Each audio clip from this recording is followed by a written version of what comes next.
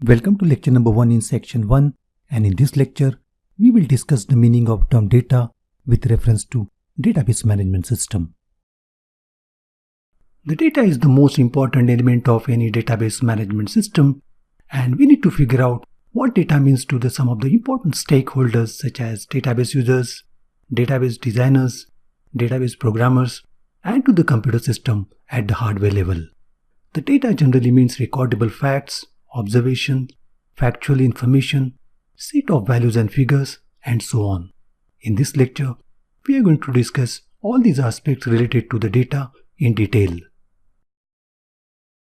The business corporations today spend huge amount of money for collection, analysis, and management of large volumes of data, which is critically important to support day-to-day business operations of the company. And therefore, the database management professionals are in great demand, having expertise in developing software applications to handle large volumes of data, designing the database, and database administration. Let's now figure out the meaning of term data with reference to the database management system.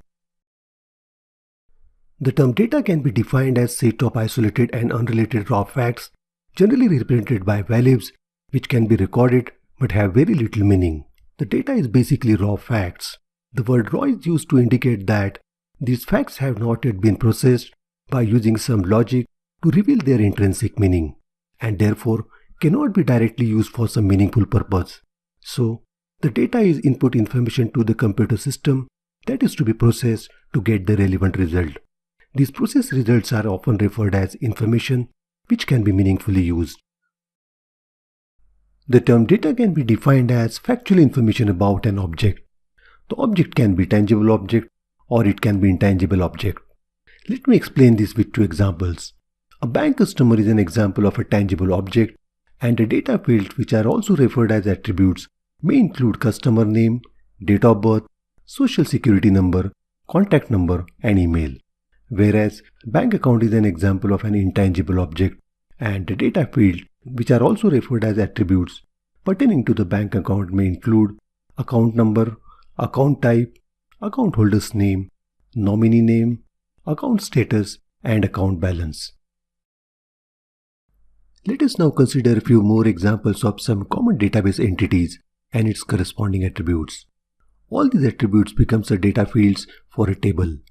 A table represents an entity within a database, and a database can consist of number of such tables. We are going to discuss all these topics in detail in subsequent lectures. Let's now figure out the difference between the data and information. As we have discussed earlier, the term data simply means random collection of raw facts, figures, observations, which generally needs to be organized, processed, and analyzed using a computer system with the help of a suitable software, so that the raw data can be converted into information which can be used for some meaningful purpose. The data needs to be collected and cannot be directly used in unprocessed state for some decision making. However, once the data is processed into information, then it can be used for any meaningful purpose, and therefore we can say that information is basically a processed data.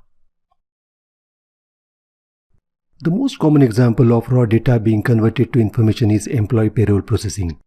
In payroll processing, the employee attendance data, which is generally compiled on a monthly basis in most organizations.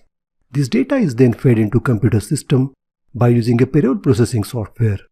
Once this data is processed, it provides some useful information to the organization, which is used to work out monthly salaries for each employee, maintenance of employee leave record, and other statutory obligations. Let's now discuss how a computer system treats the data at the hardware level. Modern day computers are digital machines, and computer hardware has been designed to handle and process data only in digital form.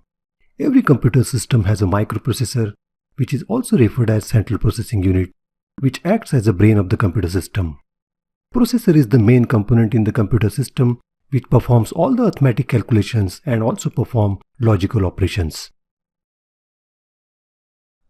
The central processing unit is made up of millions of tiny circuits called transistors, which are fundamental building block for all digital circuits inside the processor chip. These transistors inside the processor chip function as a microswitch that can be programmed to be switched on or switched off.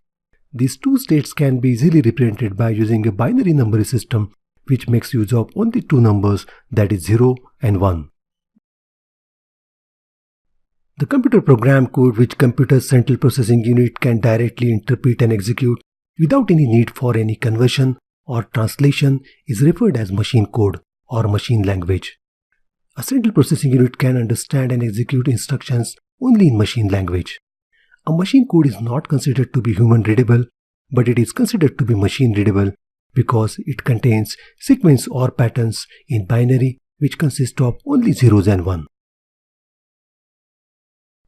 The logical representation of the data could be in any form such as text file, audio or video files in multiple formats, images, Excel spreadsheet, or a database which can store data in many formats. However, the data for a computer system at the hardware level consists of only machine code in binary.